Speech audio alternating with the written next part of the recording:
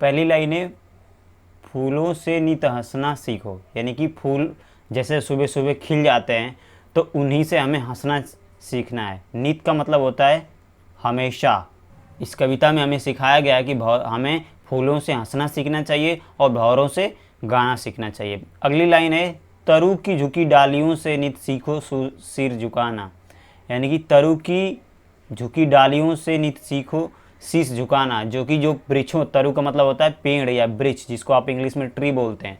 तो उसकी झुकी डाली, डाली में उसकी शाखाएं, जो उसकी डालियां होती हैं, उस जो झुकी झुकी होती है उससे हमें शीश झुकाना सीखना चाहिए, यानी कि हमेशा झुक के रहना चाहिए, अपने बड़ों का आदर करना चाहिए। इस कविता में यही कहा गया है। अगली जो पंक्ति है वो है, सीख हवा के झोंकों से लो कोमल भाव बहाना, यानी कि हवा के जो झोंके धीरे धीरे बहते हैं तो हमें बहुत मज़ा आता है ना। जैसे इस समय गर्मी है, धीरे धीरे हवा की झोंके जब बहते हैं तो हमें बहुत मज़ा आता है। और वही खूब तेज़ आंधी आ जाए तो बुरा लगता है ना, अरे आंधी आ गई, तांडव मचा देता है। तो वही जो हवा के झोंके हैं धीरे धीरे कोमल से बहते हैं, वैसे ही हम अपने विचारों को भी धीरे धीरे प्रकट करना चाहिए किसी के भी सामने, ताकि किसी को भी बुरा न लगे। अपने अच्छे स्वभाव को किसी के सामने आराम से, बहुत प्यार से किसी से बात करना चाहिए। इसमें यही बताया गया है। कोमल मीन्स होता है मुलायम, जिसे आप कहते हैं सॉफ्ट।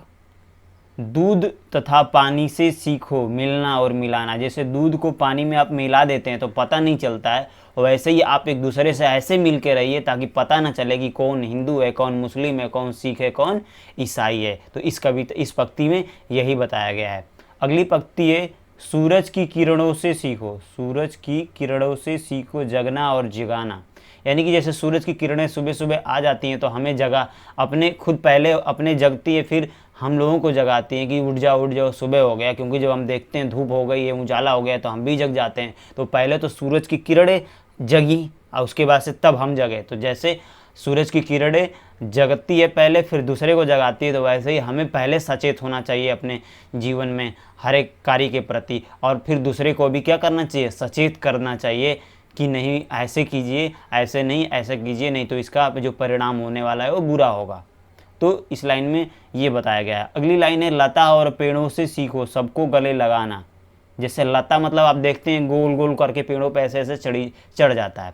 तो लता और पेड़ से एक दूसरे को जैसे गले लगा लेते हैं, यानी कि जो लता होती है पेड़ पे घूम के गोल गोल चढ़ जाती है, वैसे ही हमें भी एक दूसरे पेड़ और लता से सीखना चाहिए कि हमें भी एक दूसरे को गले लगा के, यानी कि प्यार की भावना से एक दूसरे से व्यवहार करना चाहिए। हमेशा हमें एक दूसरे से लगाव रखना चाहिए, किसी से कोई दुश्मनी या ईर्ष्या नहीं रखनी चाहिए। इस पंक्ति में यही बताया गया। अगली पंक्ति है, मछली से सीखो स्वदेश के लिए तड़प कर मर जाना, यानी कि जैसे मछली का जो देश होता है वो पानी होता है, और पानी से जैसे ही हम निकालते हैं मछली को, वो क्या होती है, तड़ तड़ के मरना शुरू हो जाती है। वैसे ही हमें भी अपने देश के प्रति इतना लगाव होना चाहिए कि यदि हम कहीं भी रहें तो हम अपने देश की बुराई न देख सकें और हमेशा इसके लिए पॉजिटिव सोचें, कभी भी इसके बारे में बुरा न सोचें। और जो भी बुराइयां हैं उसको हम ही सब तो मिलकर सॉल्व कर सकते हैं, और कौन सॉल्व करने आएगा, हम रहते हैं अपने देश में तो हम ही सॉल्व करेंगे।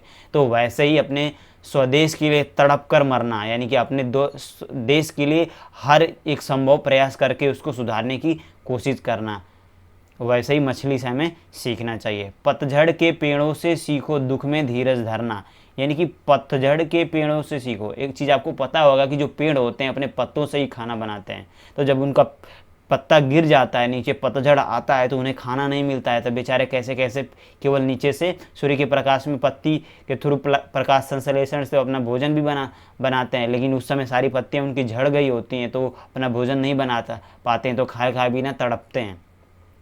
तो वही कह रहा है कि पतझड़ के पेड़ों से सीखो दुख में धीरज धरना।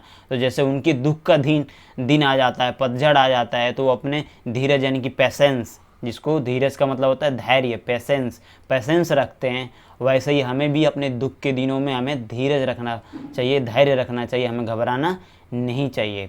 अगला है, दीपक से सीखो जितना हो सके अंधेरा हरना। दीपक से हमें सीखना चाहिए, जैसे दीपक जहाँ भी हम जला देते हैं तो वहाँ पे क्या हो जाता है, अंधेरा उजाला में बदल जाता है। वैसे ही हमें भी अपने ज्ञान रूपी प्रकाश से जहाँ भी जाना चाहिए वहाँ भी अज्ञानता रूपी अंधकार को मिटा देना चाहिए। पृथ्वी से सीखो प्राणी की सच्ची सेवा करना।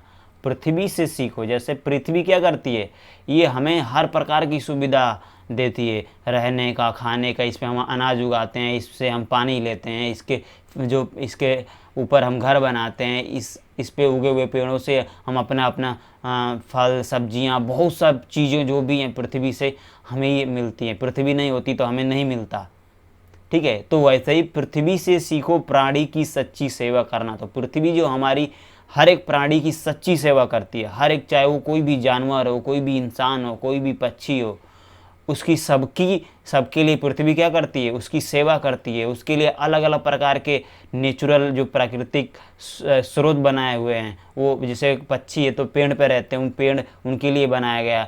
जो भोजन है, गेहूँ आटा चावल जो भी, तो जो खाने वाले इसको जो भी लोग खाते हैं वो उनके लिए बनाया गया। तो पृथ्वी क्या करती है, हमारी हर संभव सेवा करती है। हमें अपने अंदर से पानी देती है, हमें उस पर रहने के लिए, घर बनाने के लिए आज्ञा देती है। तो ये पृथ्वी से सीखो, जो प्राणी की जो सच्ची सेवा पृथ्वी करती है, उसी तरह हमें भी पृथ्वी से सीखना चाहिए कि किसी की सेवा, जो सच्ची सेवा होती है, हम किस तरीके से करें। चलिए अगली लाइन की तरफ बढ़ते हैं।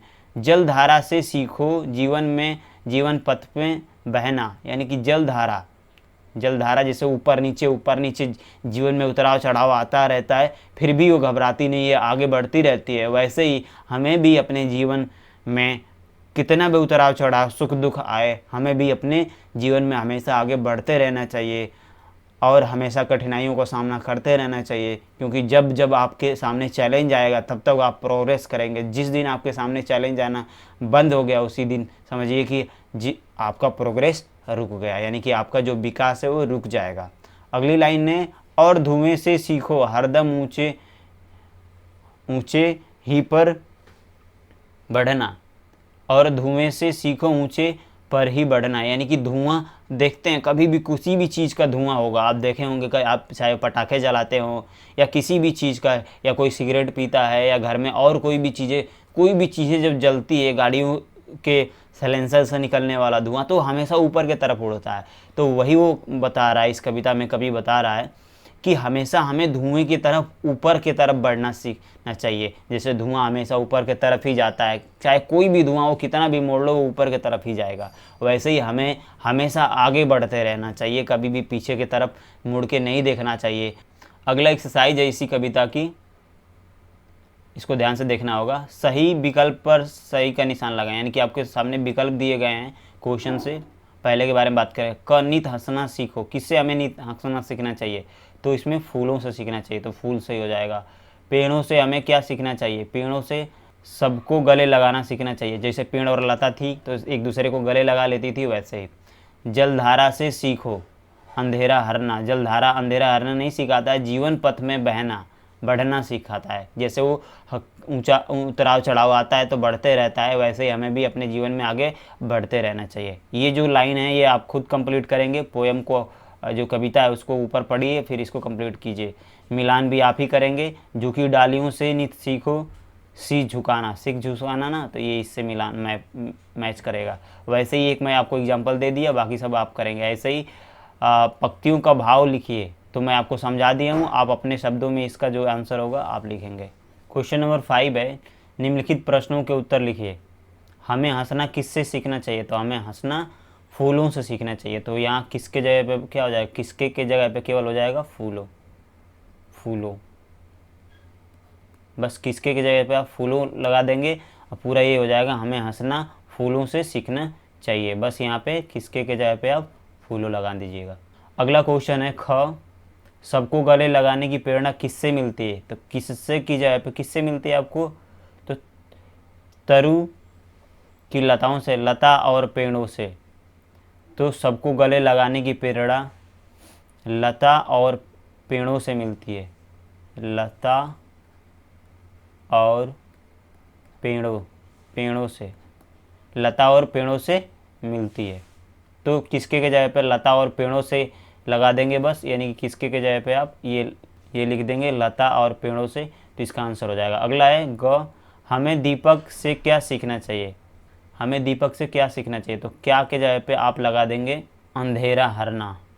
तो क्या की जगह पे हो जाएगा, हमें दीपक से अंधेरा हरना सीखना चाहिए। तो क्या की जगह पे आप केवल अंधेरा हरना लगा देंगे, इसका आंसर हो जाएगा।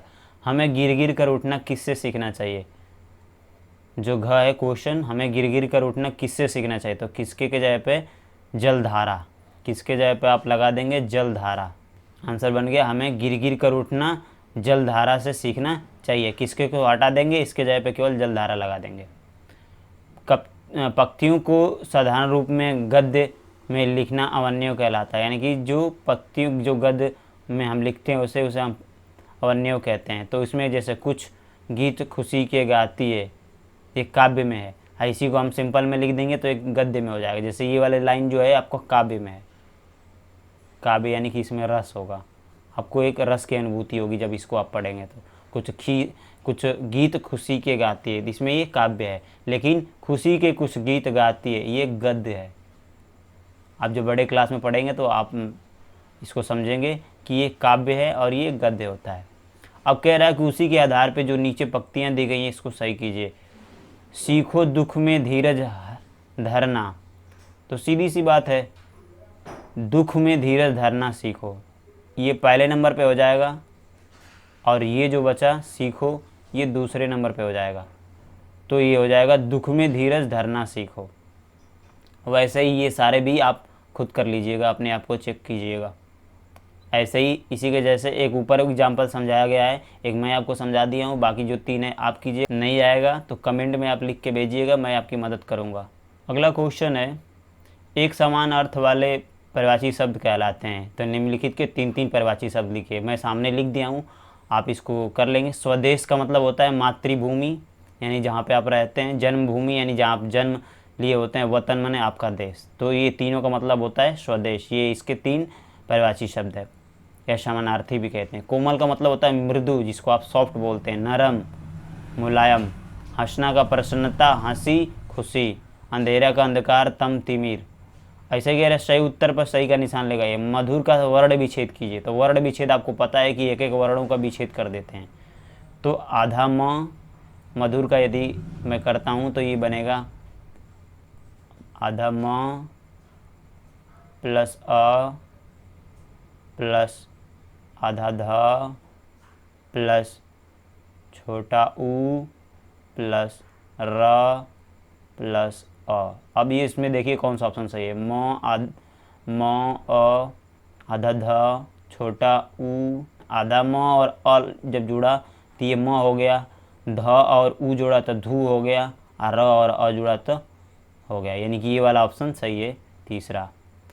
बूढ़ा का भावाचक संज्ञा। बूढ़ा का भावाचक संज्ञा आपको पता ही, बुढ़ापा। पक्षी का परिभाषी शब्द है, पक्षी का परिभाषी शब्द खग होता है। प्राकृतिक के विषय में 5 पंक्तियाँ अपनी पुस्तिका में लिखिए। आप खुद करेंगे, प्राकृतिक के विषय में लिखेंगे, यानी कि प्राकृतिक से हमें फल मिलता है, पानी मिलता है, जो भी चीज़ें हैं हम इसको कैसे यूज करते हैं। दिए गए चित्र को रंगिए। इसको आप खुद कलर कर देंगे। ये गुलाब है, गुलाब का कलर कई कलर के होते हैं, उसको आप रंगेंगे इसको। आशा करता हूँ सारे कंसेप्ट समझ में आ गए होंगे।